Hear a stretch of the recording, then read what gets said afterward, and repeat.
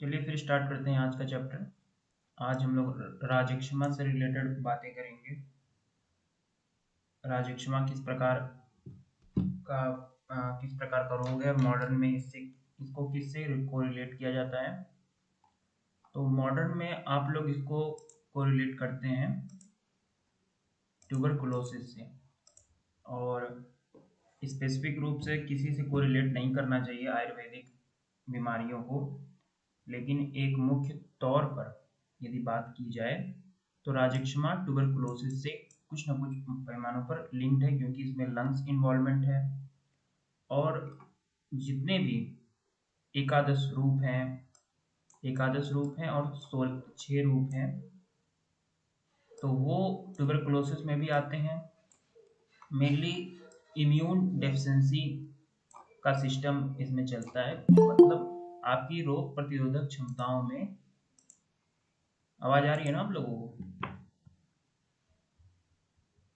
जी sir. तो जी sir, आ रही है। मेनली किस में गड़बड़ी आती है? रोग प्रतिरोधक क्षमताओं में। तो राजक्षमा यानी राजक्षमा मीन्स होता है राजा की यक्षमा, यानी राजाओं की बीमारियां। इसको कुछ लोग ऐसे बोलते हैं, लेकिन हमारे धर्मशास्त्रों में क्या लिखा हुआ है? नक्षत्रों के राजा कौन माने जाते हैं? चंद्रमा को ये रोग सबसे पहले हुआ था। तो जैसे कि हमने ज्वर के प्रकरण में हमने क्या देखा, किस वजह से ज्वर की उत्पत्ति हुई थी? शंकर भगवान को क्रोध आया था, उसकी वजह से। दक्ष प्रजापति के यज्ञ जो थे वो विध्वंस हुआ था। वही दक्ष प्रजापति का विध्वंस हुआ था। इसमें भी दक्ष प्रजापति इन्वॉल्व है, लेकिन स्टोरी हम लोग आज बात करेंगे। तो सबसे पहले ये बात कर लीजिए कि ये जो माइकोबैक्टीरियम ट्यूबरकुलोसिस है, इससे जो डिजीज होती है उसका क्या नाम है? उसका नाम है ट्यूबरकुलोसिस, टीबी। टीबी भारत में बहुत भयानक तौर पे फैली हुई बीमारी है। अब तो इसका काफ़ी हद तक इलाज किया जाता है बैक्टीरिया नाशक दवाइयों से, एंटीबायोटिक एजेंट से।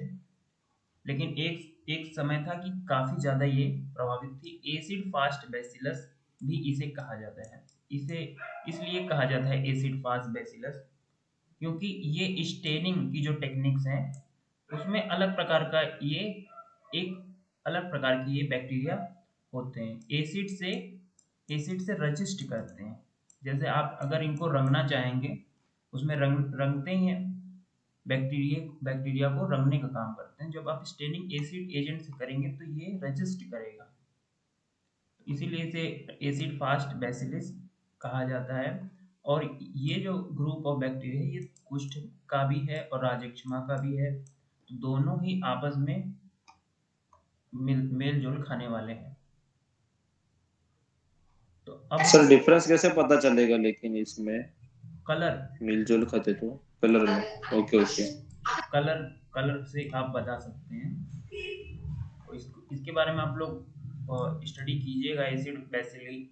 एसिड फास्ट बैसिली, और मैं इन दोनों ही कैटेगरी को, मतलब okay Mycobacterium sir. Acid fast bacilli के अंतर्गत आता है, AFB। तो यक्षमा का अर्थ इसमें देख लीजिए, ये रोग ही है। सबसे पहले किसको हुआ था? चंद्रमा को हुआ था। चंद्रमा को ये रोग हुआ था। तो कथा क्या है इसके पीछे कि चंद्रमा की शादी हुई थी दक्ष प्रजापति के 28 बेटियों से। लेकिन चंद्रमा को केवल एक ही राजकुमारी में ज्यादा इंटरेस्ट था, तो रोहिणी उसका नाम था। ये क्वेश्चन आता है, रोहिणी, उसका नाम रोहिणी था।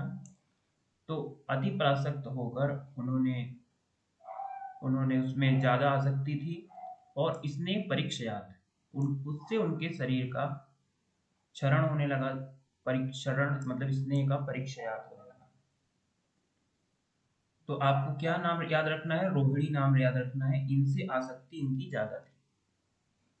फिर लेकिन इनकी शादी तो 28 से हुई थी, तो 27 जो है तो उसमें नाराज हो गए, और दक्ष प्रजापति इस पर प्रभावित हो, मतलब गुस्सा गुस्सा हो गए। क्रोधो निश्वास रूपेण, ये एक बहुत अच्छा शब्द है, निश्वास रूपेण, मतलब कि जो निश्वास रूपेण, अभी आप लोग भी कोरोना वगैरह में ये सब देखते हैं कि ओरल रूट से भी फैल रहा है, बीमारियां फैलती हैं, तो निश्वास रूपेण आया, मतलब उनका क्रोध जो है उनके निश्वास रूप से ट्रांसफर हो गया किसमें, चंद्रमा में।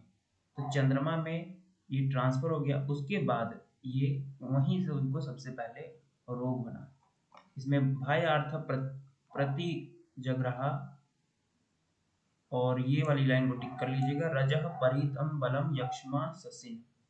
इसमें जो है आपको क्या याद रखना है, रोहिणी 28, 27, दक्ष प्रजापति,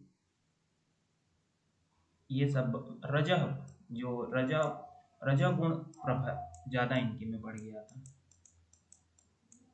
रजह गुण किस में ज्यादा बढ़ा था, चंद्रमा में। तो जब भी रजोगुण बढ़ जाएगा तो आप उल्टे सीधे काम करने लगेंगे। तो इनको श्राप तो लग गया, लेकिन श्राप के बाद क्या हुआ कि उनका पूरा का पूरा निष्प्रभ हो गए, कांतिहीन। जैसे ही श्राप लगा, उनकी सारी ओज जो है, पूरी ओज जो है उनका समाप्त हो गया, वो निष्प्रभ हो गए, कांतिहीन हो गए। यानी चंद्रमा कैसा हो गया, डार्क हो गया, कन्वर्टेड इनटू डार्क। तो डार्क में कन्वर्ट हो गया। सो अभिभूतो अतिमहता गुरु क्रोधेन, तो ये जो गुरु है वही दक्ष प्रजापति है, निष्प्रभ हो गए। कौन निष्प्रभ हुआ, चंद्रमा, गुरु के क्रोध से। देव फिर देव के साथ, देव ऋषियों के साथ आगे कहाँ पर आए, फिर से उनके पास आए, दक्ष प्रजापति के पास फिर से आए, और दक्ष प्रजापति ने उनको शुद्ध मन का जानकर अथ चंद्रमशः शुद्धम अति बुद्ध्वा प्रजापति प्रसाद कृतवान। तो उन्होंने क्या किया, उन्होंने सोमस्ततो अश्विनी भ्याम, इनकी चिकित्सा किससे करवाई, क्योंकि देखिए डॉक्टर्स तभी इलाज करते हैं जब वो आतंकवादी ना हो, मतलब आतंकवादी का इलाज करना मना है, जो देशद्रोही हो उसका इलाज करना मना है, उसकी इलाज तभी की जाती है जब हमारे शासक जो हैं आज्ञा दे। तो इसी प्रकार अश्विनी कुमार थे, लेकिन उनकी इलाज नहीं कर रहे थे। जब दक्ष प्रजापति ने उनको बोला, तभी अश्विनी कुमारों ने उनको देख लिया। ये एक अच्छा एग्जाम्पल है मेडिकल एथिक्स से रिलेटेड, कि आप अपने मन से किसी का इलाज ना करें। एक प्रकार का आपको रखना पड़ेगा कुछ एथिक्स। विमुक्त ग्रहश्चंद्रो वीरराज विशेषता, तो उनके अंदर ओज की फिर से भरपाई हो गई, और उनके मन में क्या आ गया, सत्व की प्रबलता हो गई। तो ओज का रूप होता है कफ। ओज जो है, ओज और कफ में बहुत ही सामान्यता होती है, ओज और कफ में। जब ये शुद्ध होता है कफ, तो यही बल होता है, यही ओज का रूप होता है। मतलब ओज क्या है, सभी धातुओं का सार है, लेकिन जब कफ बलवान रहता है तब भी शुद्ध शरीर बन पाता है। और ओज सर आवाज कट हो रही है आपकी। ओज क्या है, थोड़ी बहुत कट हो सकती है, अभी भी कट हो रही है क्या, थोड़ी नहीं बहुत। सर, नहीं हो रही है सर। हेलो सर, आपकी आवाज कट हो रही है सर, आवाज नहीं आ रही आपकी। थोड़ी बहुत, आप रीजॉइन कर लीजिए सर, की आवाज नहीं कट हो रही है। थोड़ी बहुत कट हो रही होगी। तो ओज, सर नहीं हो रही।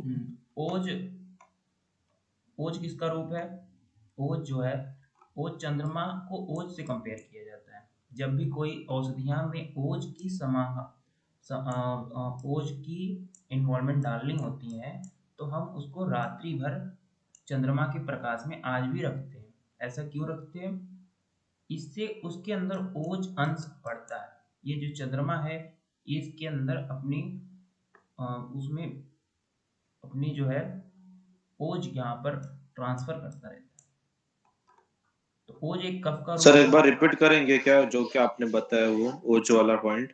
ओज के विषय में बस यही बताया है कि ओज जो है चंद्रमा से लिंक्ड है और कफ भी चंद्रमा से लिंक्ड है। ये सारी जो चीजें हैं, आज भी हम जो दवाएं बनाते हैं कुछ दवाओं में ओज की प्रबलता बढ़ानी होती है। जैसे खीर को कुछ लोग रात भर कभी कभी रख देते हैं चंद्रमा के प्रकाश में। क्यों रखते हैं? क्योंकि खीर जो है परम अन्न होती है, वो ओज पर काम करती है, शुद्ध कफ को बढ़ाने वाली होती है। तो चंद्रमा के प्रकाश से ये जो इसमें ओज की मात्रा बढ़ती है। तो ये तो था ये। तो अश्विनी कुमारों ने इलाज तो किया, लेकिन अब किसी का भी इलाज होगा तो उसके अंदर कुछ तो स्कार बचते हैं। ये वैसे यहाँ पर रेफरेंस नहीं है इसका स्कार फॉर्मेशन का, लेकिन चंद्रमा में दाग कैसे आ गए, तो इसके लिए ऐसा सोचा जा सकता है कि किसी लंग्स का जब हम इलाज करते हैं तो भले ही लंग्स पूरी तरह ठीक हो जाता है, बट उसका जब एक्सरे आप देखते हैं कुछ कुछ ना कुछ स्कार फॉर्मेशन बचा रहता है। तो इस तरह से आप सोच सकते हैं। यक्ष्मा के पर्यायों के बारे में ये देखिए, तो ये 4 पर्याय बताए गए हैं। इसी को दुख कहा गया है, मिजरीज। हमारे जितने भी मिजरीज हैं यही है। क्रोधो यक्ष्मा ज्वरो रोगा एकार्थ दुख शंगिका। तो ये एक ही के सिनोनिम्स हैं।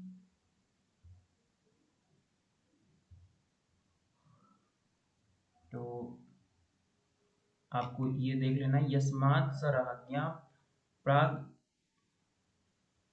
ये यक्ष्मा मतलब सबसे पहले नक्षत्रों के राजा चंद्रमा को ये बीमारी हुई थी, इसीलिए इसका नाम राज यक्ष्मा पड़ा है। अब इसमें आप लोगों को और इतनी बातें देखनी है। अब ये जो राज यक्ष्मा है ये मनुष्यों में कैसे आ गया, धरती लोक पर कैसे आ गया? तो धरती लोक पर जैसे मान लीजिए कि कोई लैब है, किसी लैब में प्रयोगशालाओं में कोई वायरस पर प्रयोग हो रहा है, तो वो जो है कैसे चली जाती है, मतलब लड़कों के मतलब जो इन्वायरमेंट में कैसे चला जाता है, लैब मटेरियल इन्वायरमेंट में कैसे चला जाता है? कोई ना कोई आपका खामी रही होगी उसके प्रोटेक्शन में। उसकी दीवार जो है, दीवार उतनी अच्छी नहीं रही होगी जिससे ये निकल गया होगा, या फिर यहाँ का कोई बंदा बाहर भेज दिया होगा। तो ये सारे कारण बनते हैं। तो यक्ष्मा देखिए हुंकार से, यानी हुंकार से ही यक्ष्मा की प्रादुर्भाव धरती लोक पर आया है। लब्ध्वा चतुर्विधम हेतु, उसका जो है 4 प्रकार के हेतु हैं, 4 प्रकार के कारण हैं और वही सबसे इंपॉर्टेंट है।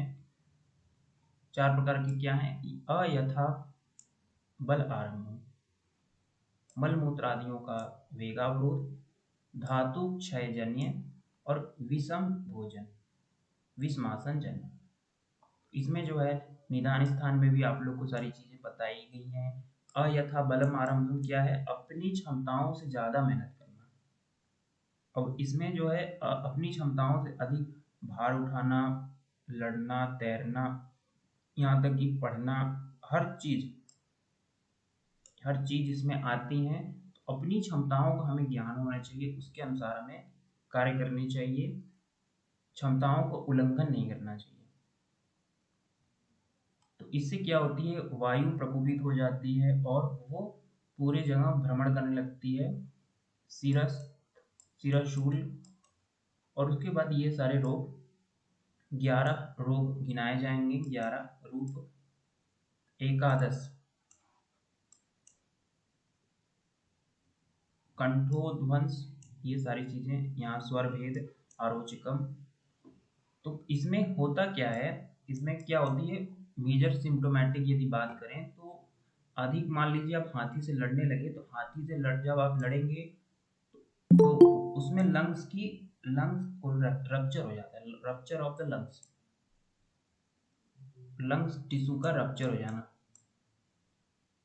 तो रप्चर लंग्स जब हो जाएगी तो क्या होगा, जैसे मान लीजिए एक बैलून है, बैलून लंग्स जो है कई बैलूनों का समूह है, लेकिन लेकिन अगर कोई रप्चरिंग होती है और 2-3 में 10 में हो जाती है, तो कहीं ना कहीं आपकी oxygen carrying capacity, oxygen transferring capacity क्या होगी, बढ़ेगी कि घटेगी? रिड्यूस हो जाएगी। रिड्यूस हो जाएगी, बिल्कुल सही बात है, कम हो जाएगी, क्योंकि इसी के अंदर से एल्वेओलाई ट्रांसफर होती है। एल्वेओलाई के through oxygen and carbon gases dioxide का, एक्सचेंज होता है यस। हाँ, गैसियस एक्सचेंज होता है, तो कम हो जाएगा। कम होने की वजह से सारे सिम्टम्स देखने को मिलेंगे। ये फट गया है, लंग्स फट गया है, इसी में अयथा बलम आरंभ, जैसे अपने से ज़्यादा बलवान मनुष्य कुश्ती करना। तो अब आप दूसरी बात करते हैं वेग संधारण जन्य राजक्षमा से। तो वेग संधारण जन्य करने की जरूरत क्यों पड़ती है? तो कभी कभी लज्जावश, हीम, घृणी, भय या फिर भय के द्वारा, घृणा के द्वारा वेग हम धारण करते हैं। कभी कभी वेगों का धारण करना पड़ता है, लेकिन जब हम लंबे समय तक वात मूत्र पुरीक्षण के रोगों वेगों को रोकते हैं, तो वे वेग क्या होते हैं कि उल्टी गति करने लगते हैं। जैसे वेग अगर ऊपर की ओर आ रहा है और आपने उसको नीचे की ओर ढकेला, तो वो वेग नीचे की ओर आएगा ही आएगा और फिर तिर्यक की गति करेगा। हर तरफ ऊपर नीचे दाएं बाएं वेग चलने लगेंगे। वेग प्रतिघातात कफ पित्त समीर यानी ऊर्ध्व तिर्यक विकार कुरुते अनिल। तो ये हो जाएगा। उसके बाद प्रतिश्चाय काशम स्वर भेद अरुचिकम पार्श्वुल शिरशुल, इसके भी 11 टाइप्स ऑफ मतलब उसके लक्षण देखने को मिलेंगे आपको। 11 अंग मर्द, बार बार वमन। अंग मर्द जो है बहुत अच्छा है, एग्जाम्पल है। काफ मसल में दर्द, ये किस वेग के रोकने से होता है, क्या बता सकते हैं? सर पुरीश पिंडी को तो उद्वेष्टन कहते हैं। हाँ, बिल्कुल सही जवाब है, पिंडिकोद्वेष्टनम पुरीश वेग संधारण जन्य व्याधि। अंग मर्द, इन सभी वेग, जैसे वेग अवरोध करोगे वात प्रकोपित हो जाएगी। वात के प्रकोपित होने का क्या अर्थ है? या तो शरीर में वात की मात्रा बढ़ जाना, और या तो उसकी गति में परिवर्तन हो जाना। तो ये दोनों ही, वात की गति इसमें क्या है, ऊर्ध्व अधः तिर्यक, इसमें आप देख सकते हैं। वेग प्रतिघात कफ पित्त समीरण ऊर्ध्व तिर्यक अश्चैव विकारन कुरुते अनिल। तो बार इसमें जो है सिस्टम क्या सिस्टम चल रहा है, वेग संधारण जन्य से 11 प्रकार के होंगे। अभी हम लोग कॉम्परेटिव स्टडी भी करने वाले हैं। कॉम्परेटिव स्टडी हम लोग अभी करेंगे और देखेंगे कि किसमें क्या बात रखी है। अब धातु क्षय जन्य राजक्षमा, तो धातु क्षय जन्य अनुलोम क्षय और प्रतिलोम क्षय 2 प्रकार से हो सकता है आपको। मैथुन के द्वारा, शुक्र क्षय के द्वारा भी हो सकता है, और उपवास के द्वारा, यानी आप इनिशियल आहार को ही नहीं ले रहे,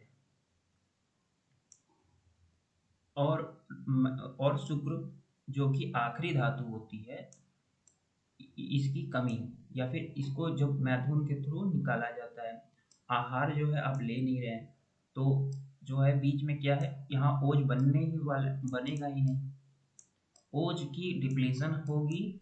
ओज की डिप्लीशन यानी इम्यूनोडेफिशिएंसी। ओज की जो है deficiency is equal to immunodeficiency. जब भी इम्यूनोडेफिशिएंसी रहेगी तो शरीर में बहुत सारे कीटाणु उपजने लगेंगे या फिर बाहरी अटैक हमें आघात पहुंचाने लगेंगे। तो सर शुक्र क्षय से प्रतिलोम हाँ, वो होता है क्षय। प्रतिलोम और ये अनुलोम। धातु की आहार वाला जो है अनुलोम होगा। हाँ। यस। तो ये जो है इम्यूनोडेफिशिएंसी, इम्यूनोडेफिशिएंसी किस वजह से हो रही है? दोनों के प्रकार की दोष क्षय के कारण हो रही है। अब इससे फिर क्या होगा? वात की वृद्धि। लेकिन वात किस प्रकार का वात वृद्धि होगी? धातु क्षयजन्य वात विकार, धातु क्षयजन्य वात विकार होगा। शुक्र और ओज ही शरीर के स्नेहांश हैं। और उसके बाद फिर से ये प्रकार के कितने प्रकार के? 11 प्रकार के लक्षण आपको देखने को मिल जाएंगे।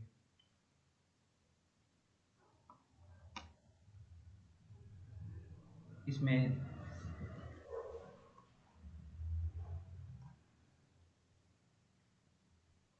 आगे बढ़ते हैं हम लोग।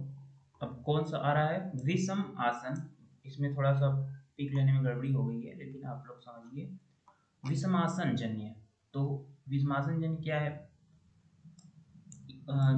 उसके जो भी हम भोजन करने के तरीके हैं उसमें गड़बड़ी कर देते हैं। विषमासन जन्य एक प्रकार का समझ लीजिए कि ये हमारे शरीर में क्या क्या उत्पन्न कर रहा है? फ्री रेडिकल उत्पन्न कर रहा है।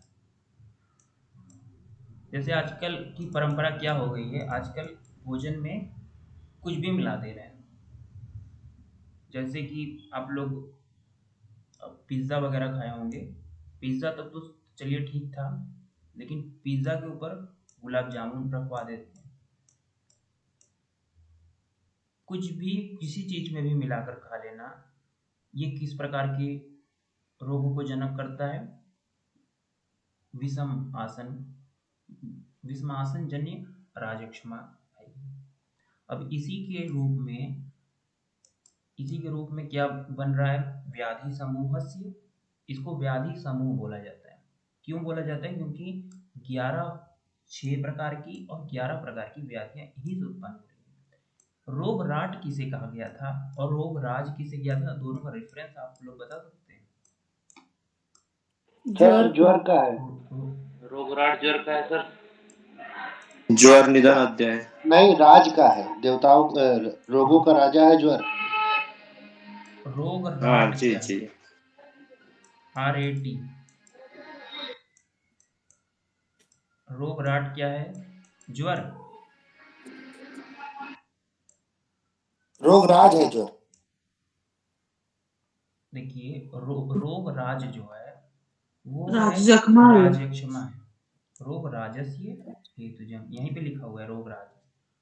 लेकिन रोग राट क्या है? रोग राट क्या है? ज्वर है। यही आप लोग को बात यहाँ पर समझनी है। रोग राट और रोग राज में अंतर है।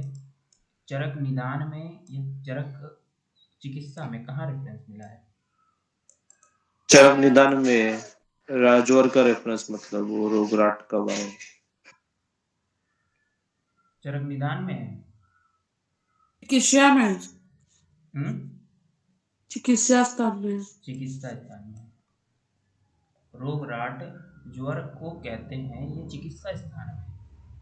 और रोग राज राजक्षमा को कहते हैं, क्योंकि ये समूह की बीमारी है।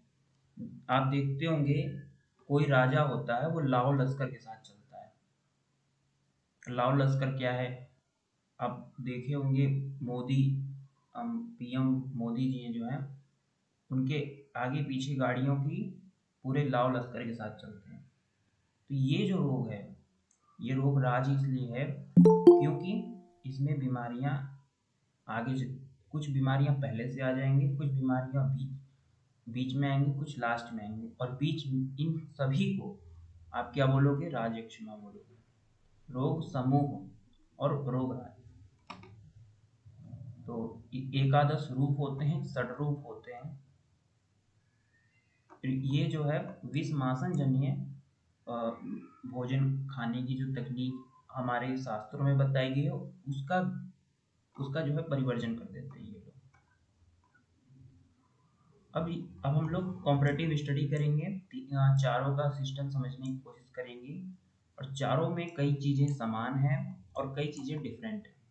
लेकिन उसमें क्या क्या पूछा जाता है, जैसे मान लीजिए कंठोध्वंस, ये किसका है?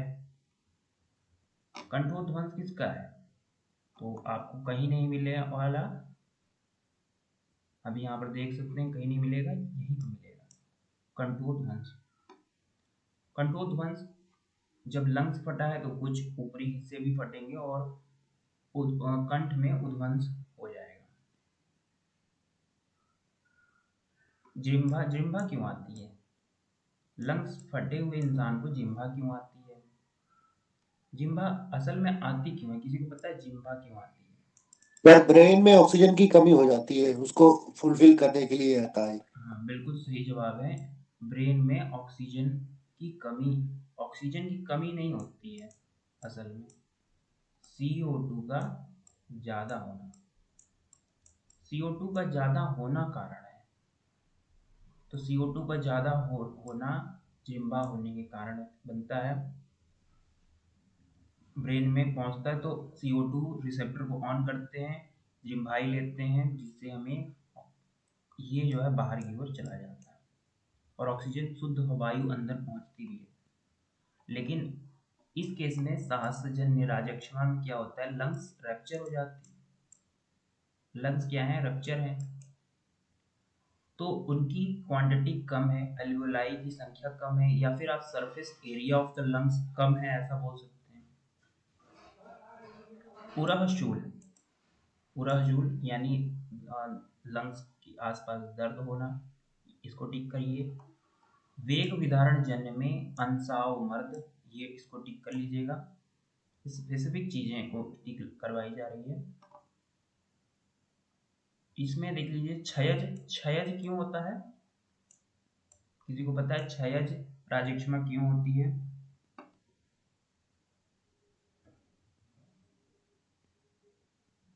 पूछना पड़ेगा मुझे। आकांक्षा राजपूत जी, आप बताइए क्षयज राजक्षमा की कुछ। सर इसमें शुक्र दोष का क्षय हो जाता है। शुक्र दोष एंड आहार को मात्रा कम लेना, आहार की मात्रा कम कर देना, उपवास करना, उपवास और क्या है, अति महत्वपूर्ण, ये दोनों ही क्षय के हैं। एक अनुलोम एक प्रतिलोम मार्ग से क्षय हो रहा है। इसमें दो स्पेसिफिक चीजें हैं, स्वर क्षय और श्वास, श्वास रोग होगा क्षयज में। स्वर क्षय यहाँ पर मेंशन है। स्वर क्षय क्या है? स्वर का क्षय, स्वर का क्षय हो जाना। अब ये देखिए विषमासन जन्य, अब मतलब कि विषमासन जन्य होता क्या है, मतलब कुछ गलत खा लेना। इसमें है रक्त वमन, उल्टी सीधी चीजें खाओगे तो रक्त वमन होगा ही होगा, और वमन, ये दोनों ही एक क्लियर कट पॉइंट है इसमें। लेकिन अब ऐसा इसमें भी है, सिरस इसमें भी है।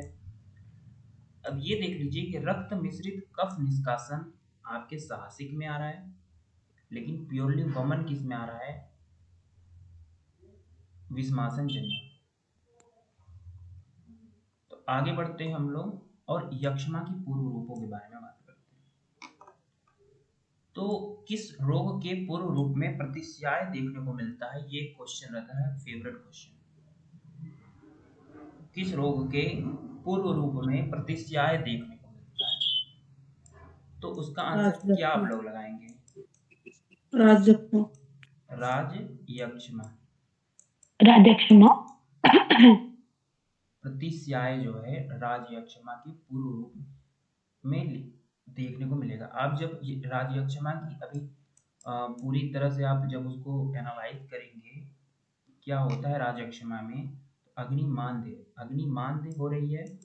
अग्निमांद्य के कारण बहुत सारे मात्रा में कफ की मात्रा बढ़ जाती है शरीर में। विकृत कफ की मात्रा, क्योंकि रस धातु अगले कन्वर्ट नहीं हो रही है, इसमें श्रोता अवरोध और अग्निमांद्य, जिसके कारण कफ की मात्रा बढ़ जाती है शरीर में। जैसे ही कफ की मात्रा बढ़ेगी उस कफ को निकालने की एक ही मेथड है, खांसी आना।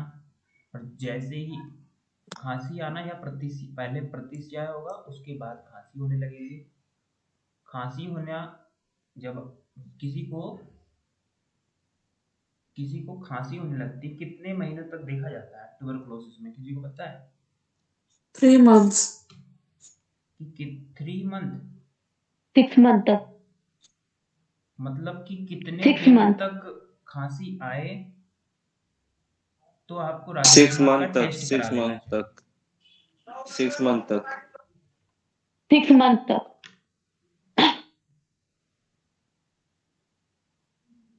6 मंथ तक 6 मंथ तक, नहीं तो 6 मंथ से ऊपर भी चला गया तो भी करा सकते हैं मतलब।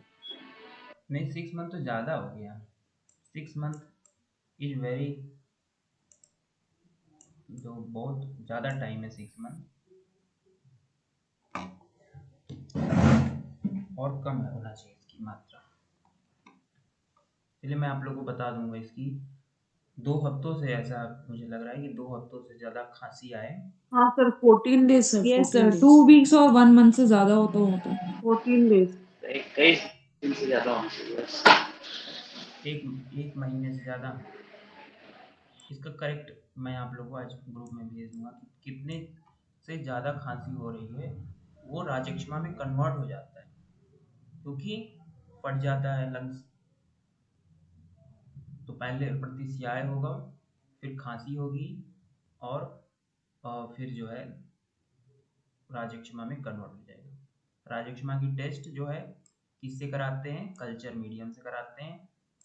उसको सुबह का आपको बलगम देना पड़ता है, सुबह का बलगम आपको देना होता है। वो कल्चर मीडियम के थ्रू उसमें ग्रोथ कराता है बैक्टीरिया को, और देख लेता है कि कौन सा बैक्टीरिया इसके अंदर मौजूद है। अगर वो बैक्टीरिया कौन सा बैक्टीरिया होगा आप लोग को याद है? माइकोबैक्टीरियम ट्यूबरकुलाई। माइकोबैक्टीरियम ट्यूबरकुलाई, माइकोबैक्टीरियम ट्यूबरकुलाई है, यानी एसिड फास्ट है। वो bacteria acid fast bacilli. Bacilli है। तो आप क्या कंफर्म करेंगे कि इसके अंदर राजक्षमा यानी टीबी के कुछ अंश मौजूद है, वरना उसको निगेटिव बोल देंगे। और ये फैलती भी है, बीमारियां अपनी श्वास से ट्यूबरकुलोसिस फैल भी सकती है। तो देखिए, दौर्बल्य दोष दर्शनम, इसमें दुर्बलता आती है, दोषों को देखने लगता है, क्योंकि इसके अंदर खुद ही एनर्जी कम है, तो ये सभी में चिढ़ने लगता है, इसका चिड़चिड़ा स्वभाव हो जाता है। आप जब देखेंगे जो मजबूत इंसान है वो कभी चिढ़ते नहीं किसी से। चिड़चिड़ा स्वभाव उन्हीं का होता है जिनकी खुद शरीर में दम नहीं रहता। फिर अदोष वपि भावेषु काये विभत्स दर्शनम, मतलब जहाँ पर दोष नहीं है वहां पर भी दोष देखना, ये सारी चीजें आ जाना। उसको प्लेट में भी उसको दिखने लगता है कि बहुत अधिक बाल आ गया, या फिर उसको घृणा, भोजन में भी घृणा। लेकिन उसके अंदर स्त्री मध्य मांस प्रियता, इसमें इसमें कोई कमी नहीं आएगी उसको, स्त्री मध्य मांस प्रियता। तो इसमें जो है ये आप लोग को ये याद रखना है कि स्त्री मध्य मांस प्रियता, वो 6 है फिर भी ये सारी चीजें उसको प्रिय होती हैं। फिर माक्षिका गुण केशा नाम निर्णा नाम पतनानी च, त्रिणा नाम पतनानी च। तो इसमें आप लोग उसके बाल वगैरह गिरे हैं, ऐसा उसको देखने को विभत्स चीजें देखने लगता है। उसका प्लेट जो है, जैसे मान लीजिए एक प्लेट है, उसको शक होगा कि ये प्लेट जो है गंदा ही है, क्योंकि उसको गंदगी से भी मतलब ज़्यादा वो ओवर एक्टिव हो जाता है गंदगी से। प्रायो अन्नपाने केशा नाम नखा नाम च विवर्धनम। ये देखिए, पिछले में क्या बताया था मैं, प्रमेय के पूर्व रूप था वो। प्रमेय पूर्व रूपम क्या था?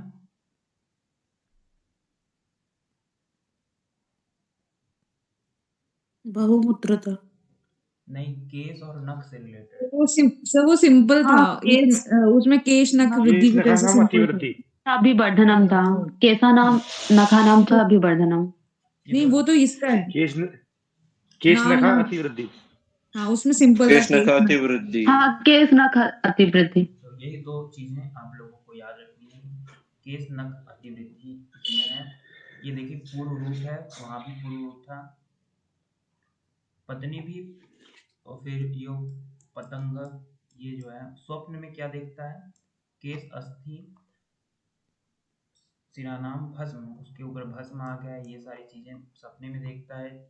जल आशय सूख चुके हैं, वन खत्म हो चुका है, सूच्य सब कुछ खत्म हो रहा है, दुनिया खत्म हो रही है, ऐसा सपने में देखेगा वो। जंगल तहस नहस हो रहे हैं, क्योंकि उसकी बॉडी ही तहस नहस होती रहती है। प्राग रूपम बहुरूपस्य तज्ञेयम राजयक्ष्मणा। तो उसके अंदर क्या होता है कि बहुत सारे रूप दिखाई देने लगते हैं। अग्नि आदि को गिरते देखना अनेक लक्षणों राजयक्ष्मा का पूर्व रूप। तो राजयक्ष्मा के पूर्व रूपों में प्रतिस्याय है, ये इंपॉर्टेंट है। प्रतिस्याय में क्या होता है, मैं आज आप लोगों को प्रतिस्याय के विषय में बता रहा हूँ। प्रतिस्याय में नेजल नाक की जो नॉस्ट्रिल है, यहाँ पर कहा जाता है कि नाक में कुछ दिनों के लिए सबसे पहले वायरस आता है। वायरस कुछ दिनों तक नाक में प्रवेश कर लेता है और 1-2 दिन तक नाक में खुजली होती है। तो उसी टाइम यदि अगर हम स्टीम बाथ ले लेंगे, स्टीम बाथ मतलब स्टीम से नाक में 10 मिनट्स के लिए क्या आपको करना है, 10 मिनट्स के लिए, इनहेलेशन। हाँ इनहेलेशन इसमें करना है। इसमें करना क्या होता है कि टेम्परेचर राइज करना होता है। वायरस के लिए कोई बीमारी का इलाज है ही नहीं, वायरस वाली बीमारियों का एंटीबायोटिक्स वगैरह से इलाज नहीं हो सकता, उनका एक ही इलाज है टेम्परेचर राइज। टेम्परेचर राइज कराना, लेकिन कब तक कराना, 10 मिनट तक उसको टेम्परेचर को बढ़ाना। कितना डिग्री, 1 से 2 डिग्री। तो 10 मिनट तक अगर आप भाप लेते हैं तो वायरस एक ही दिन में मर जाता है। तो किसी को भी अगर ये प्रतिस्याय के पूर्व रूप दिखने लगे तो सबसे पहले तो ये कर लेना चाहिए। सर सर आप ये इन जनरल प्रतिशाय के बारे में बता रहे हैं, इन नहीं इसके ये संदर्भ में, राजयक्ष्मा के संदर्भ में? नहीं, इन जनरल अगर किसी को जुकाम वगैरह ज़्यादा हो रहा है तो मैं अलग से इसको बता रहा हूँ। Okay sir. राजयक्ष्मा तो वैसे तो क्रोनिक स्टेज हो गया ना, वो तो मतलब उसमें तो कारगर नहीं नहीं होगा ये। राजयक्ष्मा तो एक बैक्टीरियल डिजीज है ना, हाँ मैं तभी पूछा। हाँ, जी जी। हाँ हाँ। वो चीज़ अलग है, बैक्टीरिया से अलग है, वो अलग है। लेकिन ये जो जुकाम वाली समस्या है बहुत कॉमन है और इससे लोग बहुत अधिक मात्रा में परेशान रहते हैं। इसका एक ही ट्रीटमेंट है, भाप लेना और गर्म पानी पीना, जिससे टेम्परेचर और जो राइनाइटिस होता है वही है ना, राइनाइटिस होता है वो। राइनाइटिस। प्रतिस्याय, प्रतिस्याय को क्या बोलते हैं, राइनाइटिस बोलते हैं। जी सर। नहीं, क्या बोलते हैं प्रतिस्याय को, राइनाइटिस से बोलते हैं। ये सर बोल सकते हैं। एक्यूट बोलते हैं, एक्यूट। एक्यूट राइनाइटिस, हाँ एक्यूट एक्यूट राइनाइटिस। राइनाइटिस बोलते हैं। और क्रोनिक वाले को क्या बोलते हैं, क्रोनिक राइनाइटिस का क्या सिस्टम है, इसको बोलते हैं पीनस, यस पीनस सर। रोग। Yes sir, पीनस पीनस। तो आगे देख लीजिए यहाँ पर, ये राजयक्ष्मा की सामान्य संप्राप्ति। राजयक्ष्मा की सामान्य संप्राप्ति क्या है, स्रोत साम सन्निरोधाश, स्रोतों का अवरोध हो जाना। रक्त आदि नाम च संशयात, संशयात है मतलब क्षय हो रहा है, मतलब रक्त आदि धातुओं का संशय। अब यहाँ पर रक्त आदि क्यों लिखा हुआ है, रस आदि धातुओं क्यों नहीं लिखा है, क्या आप बता सकते हैं? इसमें अभी जब संप्राप्ति बताई जाएगी तो लिखा जाएगा कि रस बढ़ जाता है, लेकिन रस बढ़ रहा है लेकिन इसके आगे का अवरोध है।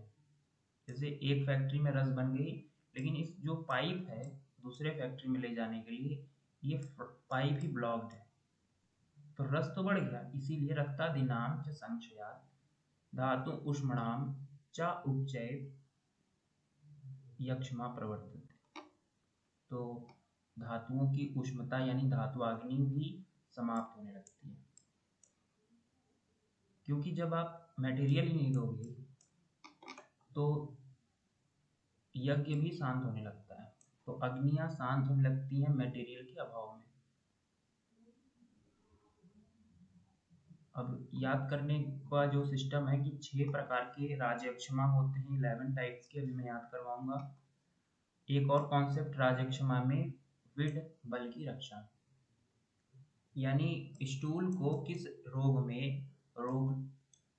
में स्टूल की रक्षा करनी चाहिए। ये एक बहुत इंपॉर्टेंट क्वेश्चन है और मे भी जी। इस साल ये आ जाएगा यूपीपीएससी कि राजयक्षमा में विड बल यानी स्टूल को रोकते हैं।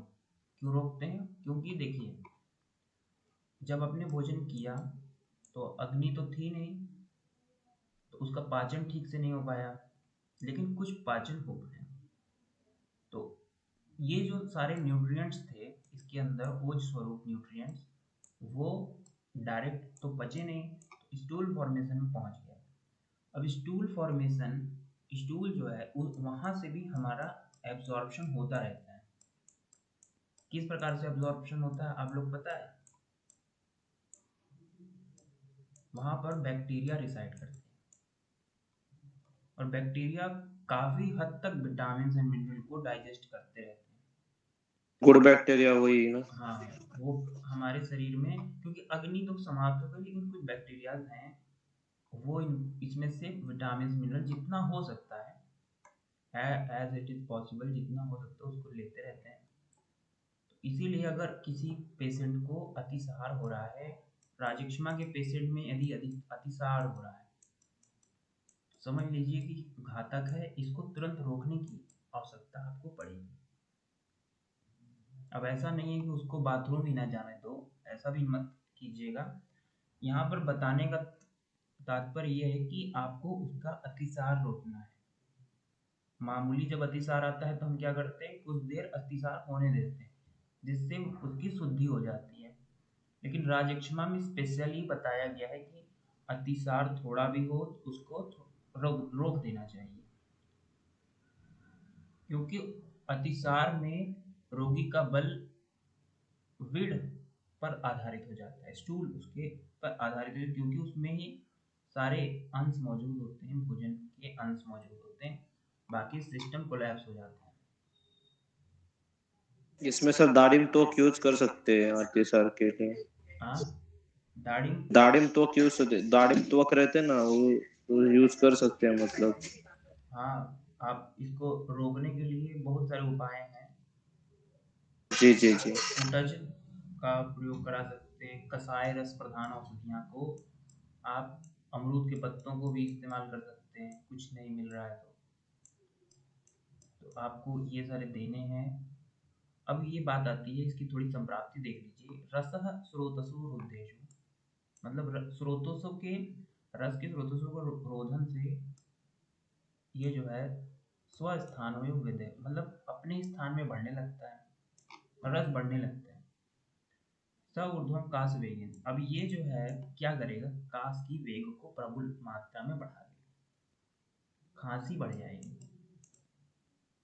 तो जैसे ही प्रतिस्याय होता है, किसी किसी को प्रतिस्याय के बाद क्या आने लगती है, खांसी, उसकी जठराग्नि का सिस्टम वहाँ पे होता है, खांसी आना। ये थोड़े उसी समय हमें क्या करना चाहिए कि रस को समाप्त करने वाले आहार विहार शुरू कर देने चाहिए। बहुरूप प्रवर्तते, अब ये खांसी बहुत तरीके की होती है, भयानक तरीके की होती है। जायन्ते व्याधयश्चात एकादश, तो एकादश रूप में आने लगती है। इसमें देखिए, इसके बाद 6 और एकादश व्याधियां उत्पन्न होती हैं। अब उनको हम लोग याद करेंगे। 6 और एकादश को याद करने के लिए आप लोगों को यहाँ पर एक चीज लिख लेनी चाहिए, KGP सर और अरुचि। ऊपर लिख लीजिए KJP सर और अरुचि। K से हो गया काश, J से हो गया ज्वर, P से हो गया पार्शूल, सर से हो गया स्वरभेद, और से हो गया अतिसार, अरुचि तो खुद ही एक रोग है। तो ये 6 हो गया। अब इससे आपको जनरेट करना है 5 और, 5 और इसी से आपको सर और एक बार बोलिए ना। के जे, के फॉर काइट वाला, जे जोकर वाला, पी फिर सर, सर मीन्स ऐसे वाला सर। कैसे कास हुआ ना सर, कैसे? हाँ बता रहा हूँ। फिर और कैसे लिखते हैं, ऐसे और। फिर है अरुचि, के से हो गया कास, जे से हो गया ज्वर, के से हो गया कास, जे से हो गया ज्वर, पी से हो गया पार्श्वशूल। ये पहले 6 वाला बता रहा हूँ। पी से हो गया पार्श्वशूल, सर से हो गया स्वर भेद, और से हो गया अतिसार। अरुचि तो एक कॉमन है, तो अरुचि को एक ही बार याद करना है, बाकी इनको दोबारा करना है। अब इतना नोट सब लोग कर लिए होंगे। के से हो गया कास, जे से हो गया ज्वर, पी से हो गया पार्श्वशूल, सर से हो गया स्वर भेद, और से हो गया अतिसार। अरुचि एक ही बार है। अब देखिए कास के साथ एक बीमारी और है जो सबसे जुड़ाव रखती है,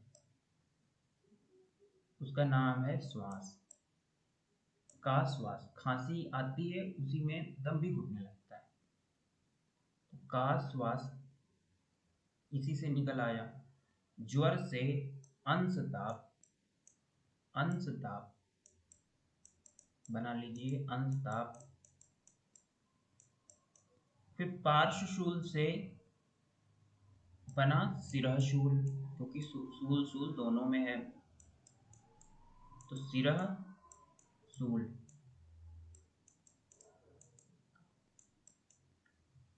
फिर क्या है ये सर, सर में अतिसार आया है, सर में स्वर भेद आया है, और स्वर भेद को की तरह कौन सा रोग है?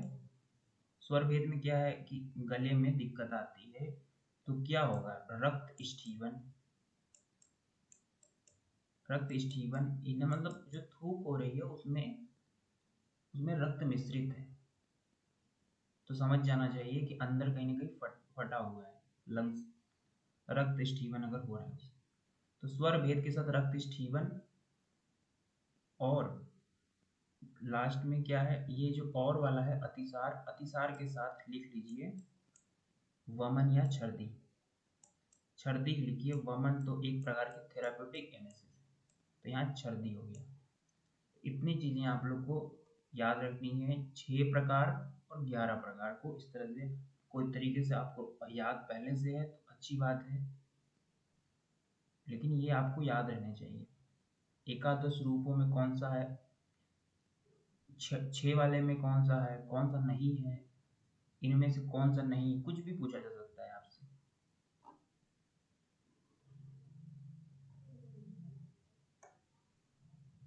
तो इसमें कोई कंफ्यूजन हो तो अभी आप लोग पूछ लीजिए।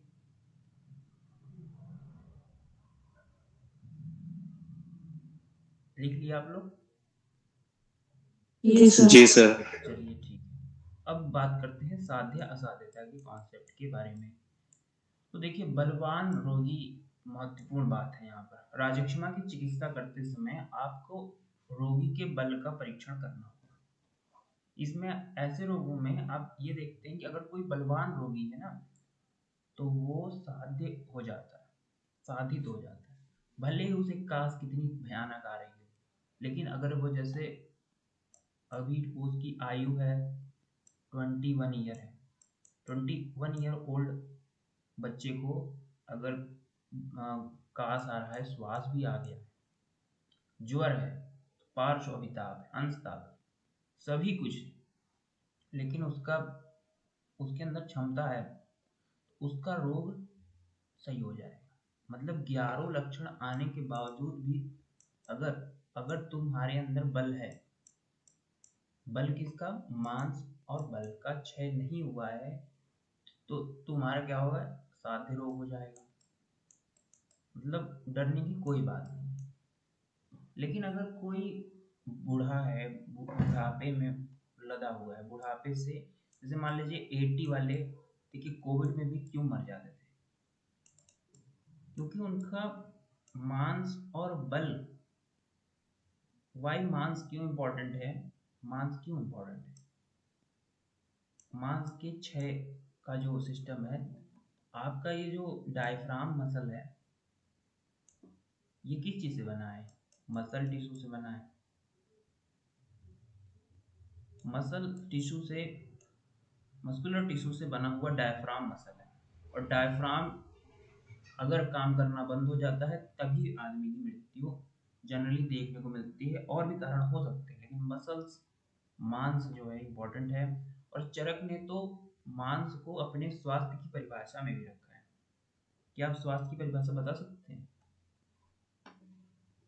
किसी को याद है? अकॉर्डिंग टू आचार्य चरक स्वास्थ्य की परिभाषा। स्वस्थस्य स्वास्थ्य रक्षणम आतुरस्य विकार प्रशमनम च। ये तो उद्देश्य है, ये तो उनके प्रयोजन है। प्रयोजन प्रयोजनम चा अच्छी स्वस्थ से स्वास्थ्य रक्षण आतुर से विकार प्रशमन चरक चिकित्सा विधेय चरक। परमादर करके है सर कुछ। अ, और आपको रेफरेंस भी देना है स्वास्थ्य की परिभाषा। स्वास्थ्य की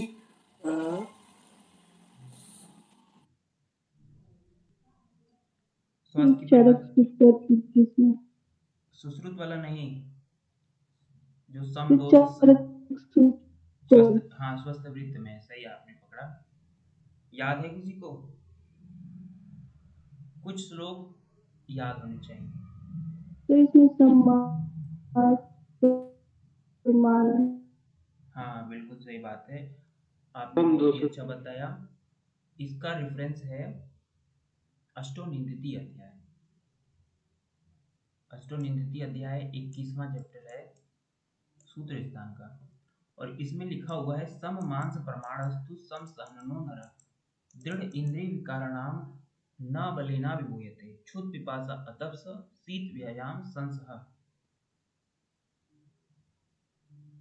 मतलब कि सम मांस प्रमाण होना चाहिए, यही स्वास्थ्य की डेफिनेशन है, अष्टोनिंदिती अध्याय में आया हुआ है। एक बार देख लीजिएगा आप लोग चरक सूत्र स्थान में, वहां पर की डेफिनेशन है। इसका जो सुश्रुत वाला डेफिनेशन है वो वाला आप लोग को शायद याद होगा। वो याद है किसी को? हेल्थ की डेफिनेशन अकॉर्डिंग टू आचार्य सुश्रुत।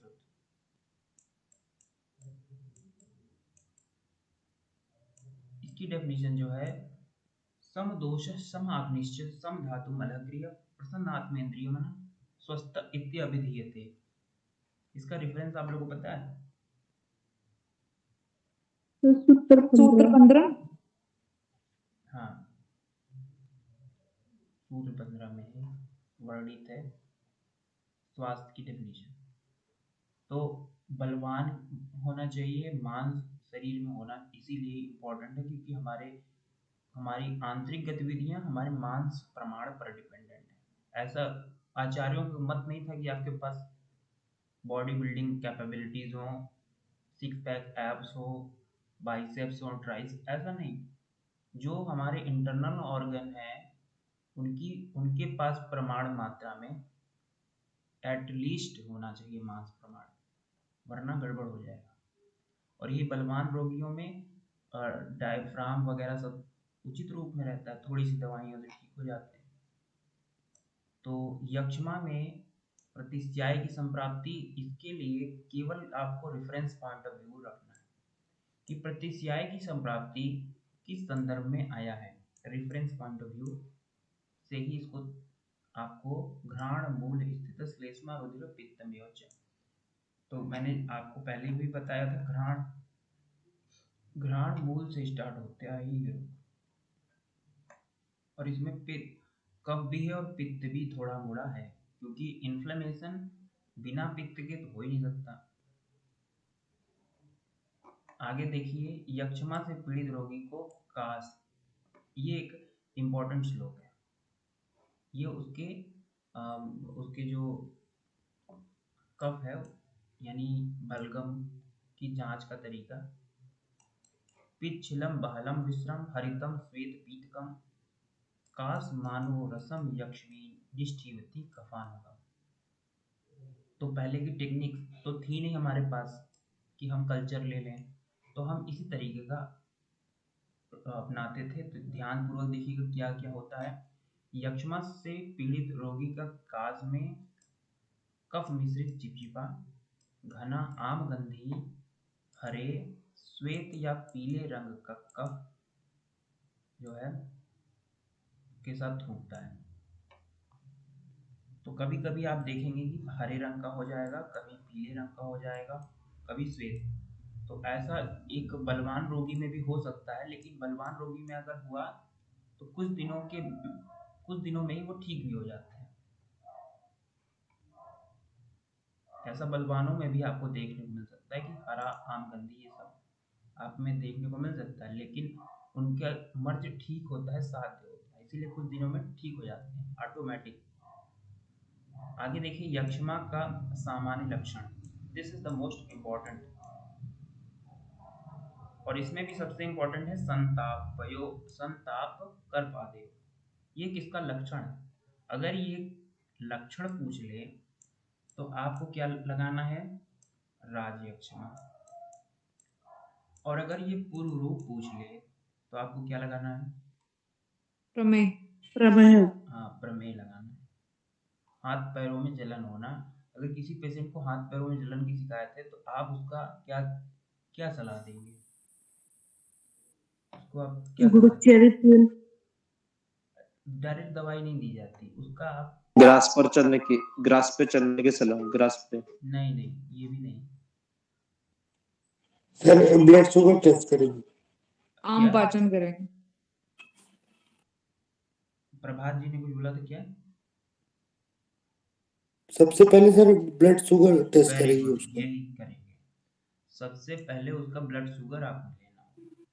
अगर शुगर की समस्या नहीं है तो कुछ और हम सोच सकते हैं, जैसे आपने बताया पैदल चलना, may be it is linked with other kinds of diseases, तो उसमें यूरिक एसिड, ये सारे पहले तो हम उसकी शुगर की जांच करा लेंगे। और शुगर की जांच में आप नॉर्मल ब्लड शुगर भी लेते हैं, एक जांच होती है HbA1c। HbA1c, ये आया हुआ क्वेश्चन है, यूपीपीएससी में आया हुआ क्वेश्चन है। तो ये इसमें क्या करते हैं हम, HbA1c की जांच प्रक्रिया में O2 के जो हीमोग्लोबिन में कितनी क्षमता बची हुई है, O2 के मतलब O2 को आकर्षित करने की कितनी क्षमता, इस तरह से देखते हैं। अगर इसके अंदर शुगर ज़्यादा है तो ये O2 का कम अवशोषण कर पाता है। तो इस तरह से आप लोग एक बार इसको HbA1c जांच प्रक्रिया को भी खुद से भी पढ़िएगा। ये सर कराते 19 डेज का एक अप्रॉक्स वो करके देता है ये कि पिछले 90 दिनों में आपका ब्लड शुगर क्या रहा हाँ, है। 3 मंथ्स का रहता है। हाँ, 3 मंथ्स का रहता है। जी जी। Yes sir, it shows the pattern.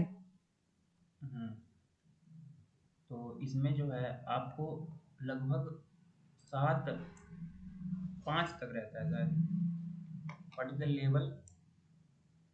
Level of HbA1c कितने सर से 6.5 Yes sir. 6.5 अभी WHO के 6.5 से 7 तक नॉर्मल कंसीडर करते हैं, मतलब 7 के ऊपर अगर है तो वो बॉर्डर लाइन में है। बॉर्डर लाइन क्या, वो मतलब कंफर्म है कि क्रॉनिक हो रहा है धीरे धीरे। 7 तक पहुंच गया?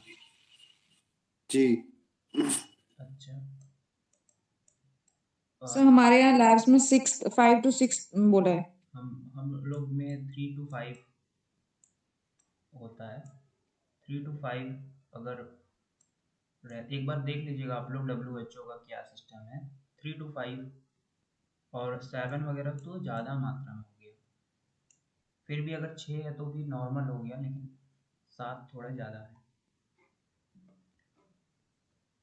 अब सर ज्यादा है लेकिन ज्यादा है लेकिन एक है कंपनी है, सर नाम नहीं लूंगा, मतलब उसमें अगर टाइप 2 डायबिटीज आपको है, अगर 9 10 11 12 तक है तो हम साल भर में आपको GTT आपको निगेटिव करके देंगे ऐसा। तो उनके मानक के हिसाब से 7 मतलब वो एज नॉर्मल कंसिडर करते थे, और उनको मतलब एक प्रूफ भी दिखाया कि हाँ इतना तक हम नॉर्मल कंसिडर करके जीटीटी अगर उसका नेगेटिव आ रहा है तो हम उसको शेयर कर सकते हैं कि आप डायबिटीज से मुक्त हो गए, और ऐसा हमने भी किया है सर। ठीक ठीक ओके जी।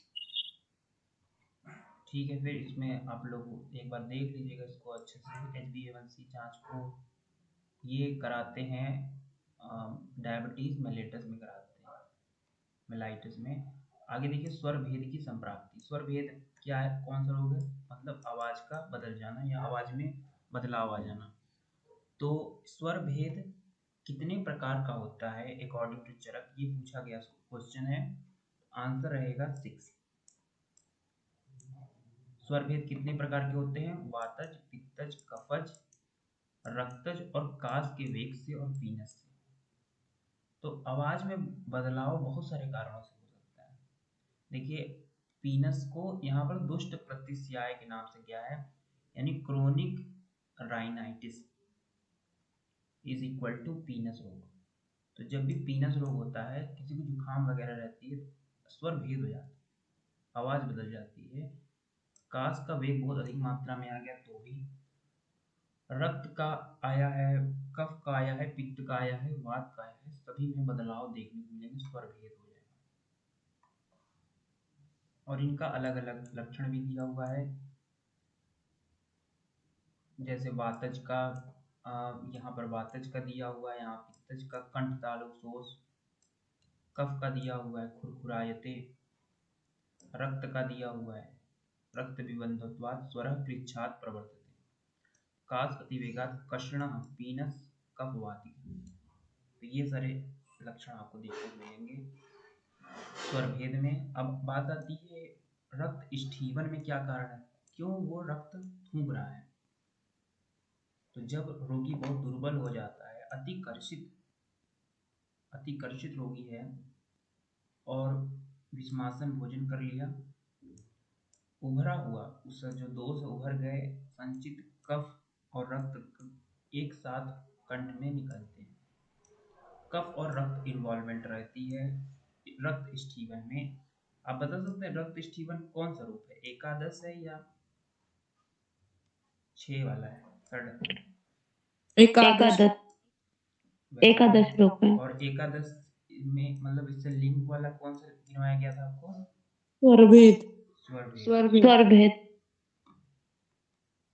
अब देखिए इसके बाद यक्ष्मा में रक्त वमन का कारण, रक्त वमन यानी डायरेक्ट आपको हेमेटेमेसिस हो रहा है, यानी ब्लड का एमेसिस तब होती है। ये कब होगा, जब रक्त तो बन रहा है, जब शरीर में रक्त तो बन रहा है, रक्त के बाद वाले स्रोता अवरोध हो गए हैं, अब वो मांस में कन्वर्ट नहीं हो पा रहे हैं, मांस में पूरी तरह परिणत नहीं हो पा रहे हैं। एक्सक्यूज मी सर, रक्त स्ठीवन रक्त वमन एक ही है? ये हेमोप्टोसिस है या एमेसिस है? इमेसिस, ये उल्टी है या वो जो थूक में खून वो है? ये स्टीवन, ये खून आना, थूक में आना ना? ये स्टीवन जो है खून, थूक में आना, खून मतलब मतलब थूक में आना, और ये थूक जो में है तो रक्त वमन स्रोता अवरोध के कारण होता है। हमें सर हमारे फिर इसको हेमोप्टोसिस कहेंगे शायद से। रक्त वमन को, नहीं नहीं, जो थूक में आता है रक्त हाँ हाँ स्ठीवन को। हाँ उसको तो बोलेंगे, रक्त यस। वमन को इमेसिस बोलेंगे, रक्त यस। इमेमेसिस। तो इसमें आप लोगों को क्या करना है कि रक्त तो मैन्युफैक्चर हो रहा है, लेकिन इसके बाद की धातु में मैन्युफैक्चर नहीं हो पा रही, मांस में परिणत नहीं हो पा रहा है, तो वो क्या होगा, उत्क्लेश हो जाएगा। और उत्क्लेश होने के बाद उसका मार्ग एक ही है, ऊपर की ओर आना, ऊपर की ओर आएगा वो और कंठ में भर जाएगा, और उसके बाद वमन द्वारा कंठ से बाहर निकलेगा। ये देख लीजिए आप। इसके बाद है यक्ष्मा में श्वास का कारण। श्वास का कारण देखिए वात और कफ होता है। श्वास जो है मोस्ट डेंजरस, इसमें बहुत ही हमें ध्यान देना होता है। इसमें आपको ये जो ब्रोंकियोल्स हैं उनकी जो डायमीटर्स हैं वो घटने लगती है, उसमें जो है घटने लगती है, हमें क्या देना होता है? ब्रोंकोडायलेटर देना चाहिए इसमें, तभी पेशेंट बच सकता है। और ऑक्सीजन मास्क के थ्रू आपको दे देना चाहिए।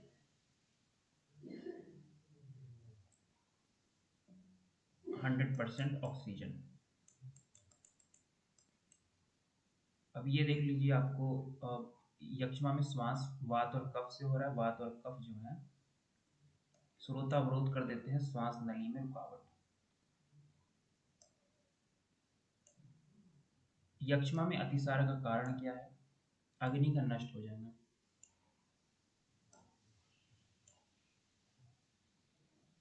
तो अग्नि जब समाप्त होगी, दोषैर उप्यते चाग्नो सपिच अतिसार्यते। तो अतिसार जो है तभी होगा जब अग्नि मंद हो जाएगी। अब ये देखिए, अरुचि के कितने प्रकार हैं? आचार्य चरक ने अरुचि के कितने प्रकार बताए हैं? ये क्वेश्चन आया हुआ है। तो 5 प्रकार की अरुचि होती है। अरुचि मतलब भोजन रखा हुआ है, बहुत ही स्वादिष्ट भोजन, लेकिन आपको उसको खाने की जो है इच्छा ही नहीं है।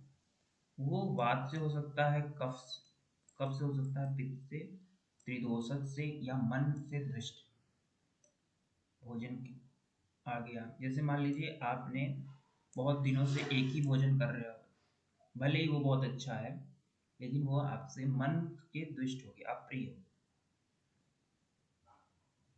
तो ये सारी चीजें हो सकती हैं अरुचि।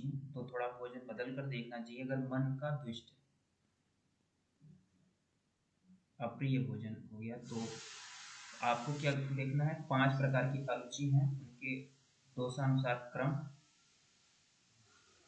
मुख का स्वाद बदल जाता है अरुचि में।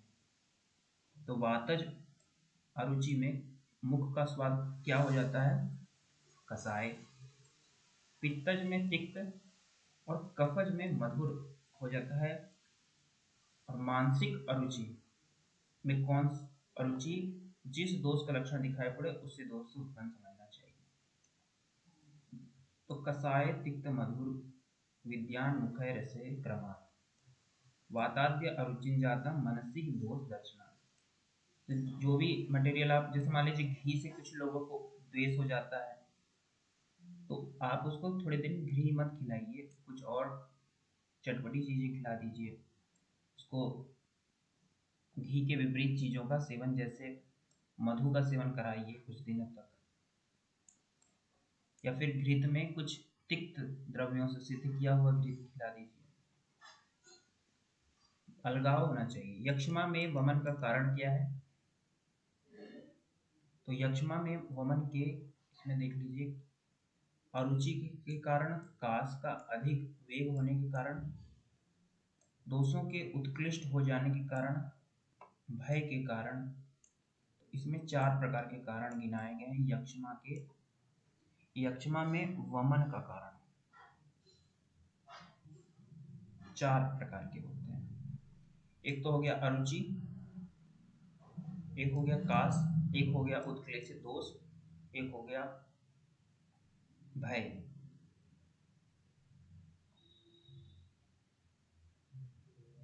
तो इन कारणों से होने लगती है वमन के कारण है ये। तो आज की क्लास यहीं पर रखेंगे। चिकित्सा हम लोग कल पढ़ेंगे चिकित्सा।